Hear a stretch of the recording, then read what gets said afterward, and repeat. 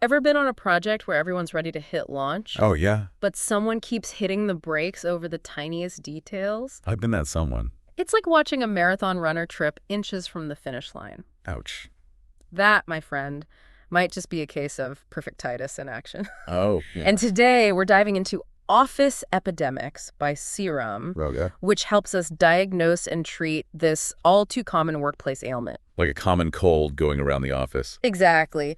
Office Epidemics doesn't just point fingers and say, look, a problem. Right. It digs into the why behind these behaviors and, more importantly, equips us with strategies to actually address them. I like it. For instance, the book opens with Rena, a marketing manager with an eagle eye for detail. Sounds like someone I know, actually. Picture this. The team's ready to launch a campaign, Okay. but Rena's fixated on a font size, convinced it's 1 point too small. Oh, no, it's always something, isn't it? And the book really brings this to life through the experiences of Rena's teammates. Priya is on the verge of burnout from endless revisions, while Ravi, the designer, is starting to question his own creative instincts. Oh, I can see where this is going. Poor Ananya's practically hiding under her desk, too afraid to even offer input.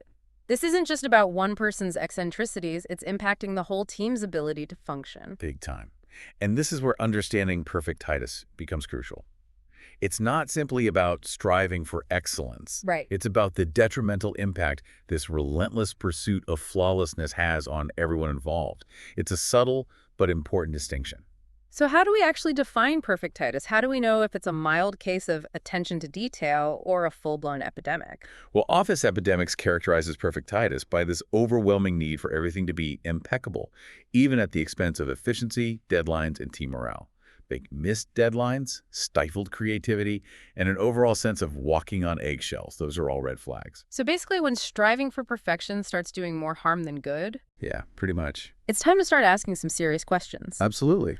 It's like that saying, perfect is the enemy of good, taken to the extreme. Totally. It makes you wonder how much brilliance gets lost in the pursuit of an unattainable ideal. It's true. The book actually highlights a study about how fear of failure can stifle innovation in the workplace. 100%, yeah. And speaking of broken eggs, Ooh, broken eggs. I'm curious about the perfectitis rating scale the book mentions. Okay.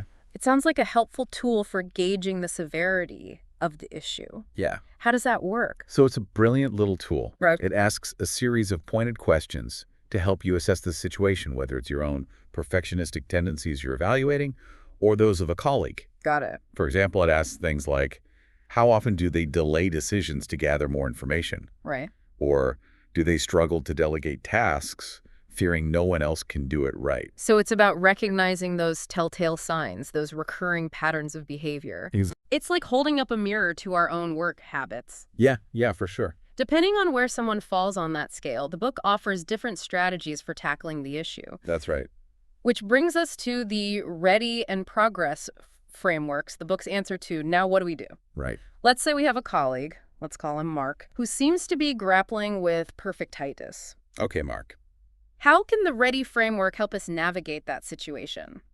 Ready is a great starting point, especially when Mark's perfectionism, while noticeable, isn't causing major disruptions. Okay. It's less about fixing Mark and more about opening up a dialogue and setting healthy boundaries. It's about finding that sweet spot between striving for excellence and actually getting things done. Yes. Tell me more. Okay, so the R in ready stands for recognize the issue. Okay. It's about initiating that sometimes uncomfortable conversation, Right. acknowledging Mark's strengths, while also addressing the impact of his perfectionism on the team. And then we move on to E, which is Establish boundaries.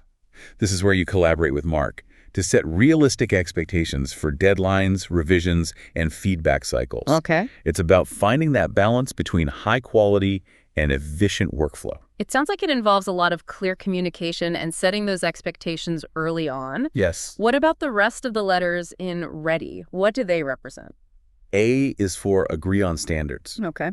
This is about getting everyone on the same page about what constitutes good enough. I like it. Maybe it's creating a checklist or defining specific criteria for project completion so that everyone's working towards the same objective measure of success.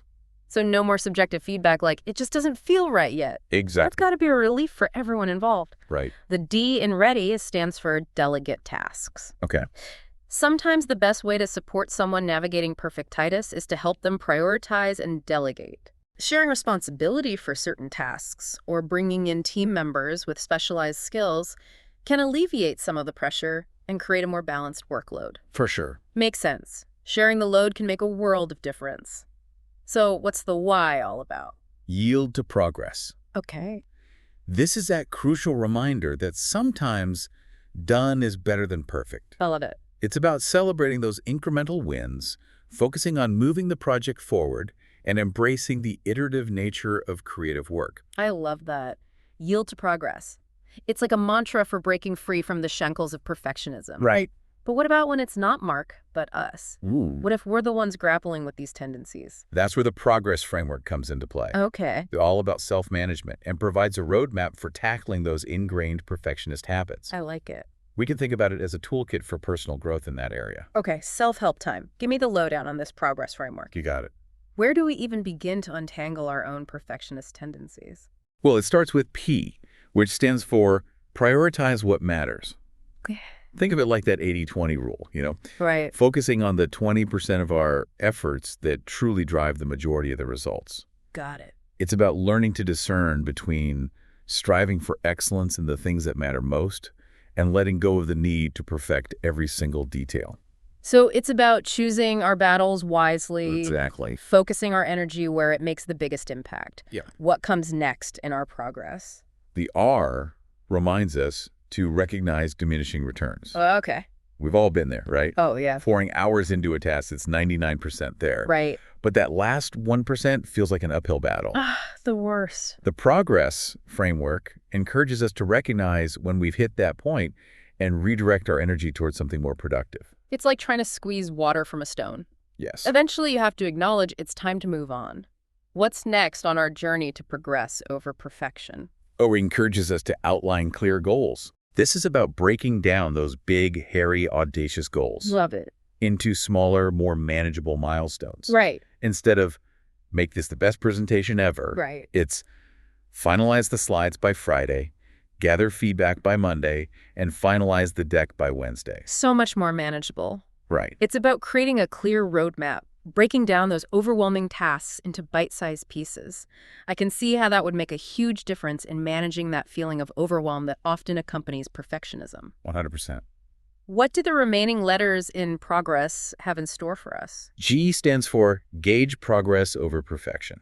Okay. It's about celebrating those small victories along the way, tracking our progress, acknowledging our accomplishments, and recognizing that good enough is often a stepping stone to even better the next time around. It's like building momentum. Yes. Each small win fuels the next. Exactly.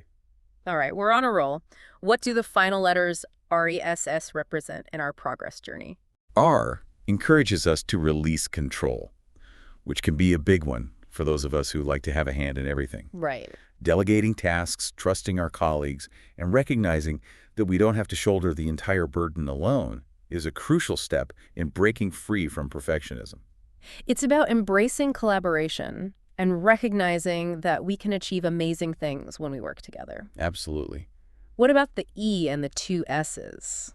E emphasizes the importance of establishing deadlines. Okay. Those non-negotiable deadlines that help us stay on track and prevent projects from dragging on indefinitely. Deadlines are a great tool for staying focused and accountable. What about those final 2 S's? Seek feedback early Okay. and satisfice instead of maximize. Okay. Don't be afraid to share your work in progress.